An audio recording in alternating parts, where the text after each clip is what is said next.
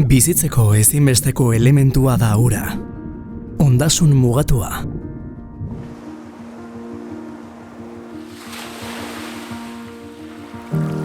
Behar bezala zaindu eta kudeatu behar dugun altxorra. Ez da ordea altxorruki ezina. Ura erabili egiten dugu, egunero. Etxean, gu guztiok eta eragile ezberdinek jardun ekonomikoan.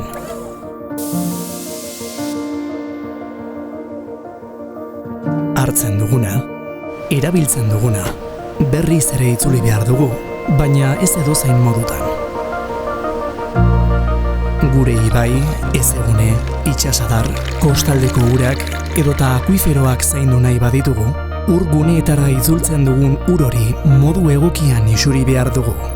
Beti ere, dagokion isurketa baimena ondo betez. Zer esan nahi du honek? Isuri guztiak debekatuta daudela, baimenik ez badute.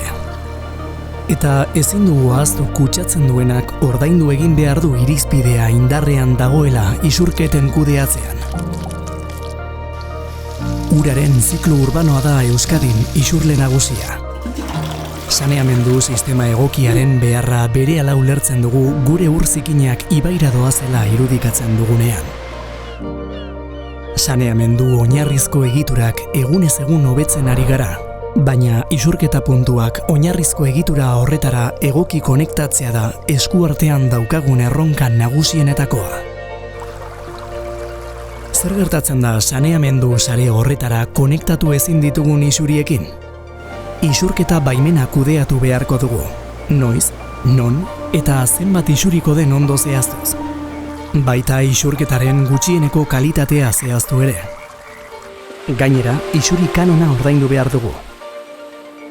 Diru hori, ibaiaren egoeraren zaintzan inbertitzen da, eta ingurumenaren hobekuntza lanetan.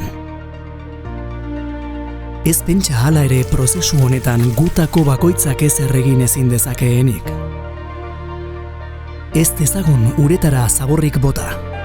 Zaindu ditzagun errekak, ezeguneak eta itsasoa bera. Ura, uraren Euskal Agentzia, Eusko Jaurlaritza.